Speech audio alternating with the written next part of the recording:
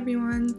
So today we're going to go over a quick walkthrough of how to make an appointment on CPP Connect with one of our College of Science advisors. Let's get started. So the first thing you're going to want to do is go to the CPP College of Science Advising Center, and when you click on their website, we're going to have a contact us page right here.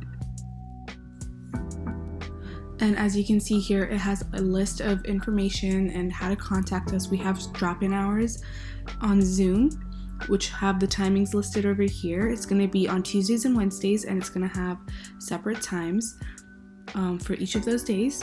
And we have more information about drop-in hours, fall advising appointments, etc. First thing we're going to recommend that you guys do is make sure that we can actually answer your questions. So you can do that by seeing right here the advising chart. When you click on that, you're going to be able to see whether or not we will be able to help you at the College of Science, or if you would have to go talk to your faculty advisors. So please make sure you check this advising structure before you guys decide to make an appointment. Now going back here, this is where you're going to see CPP Connect. This is where the College of Science Advising Center makes our appointments. So you can start by just clicking on CPP Connect. Then you're going to log in here to CPP Connect. This is what the landing page should look like when you log into CPP Connect. On the top right of the page, you'll see a Get Assistance tab. So if you click on that, it will take you to this page where you can schedule an appointment. Now here is where you get to choose what type of appointment you'd like to schedule.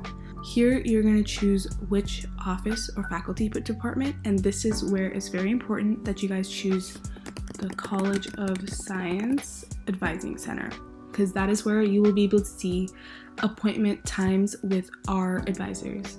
Alright, so the next is choosing the reason for your appointment. You're going to choose one from this list. When you click next, it'll take you to the location. So once you have chosen the location, which is virtual, you can choose who you'd like to meet with.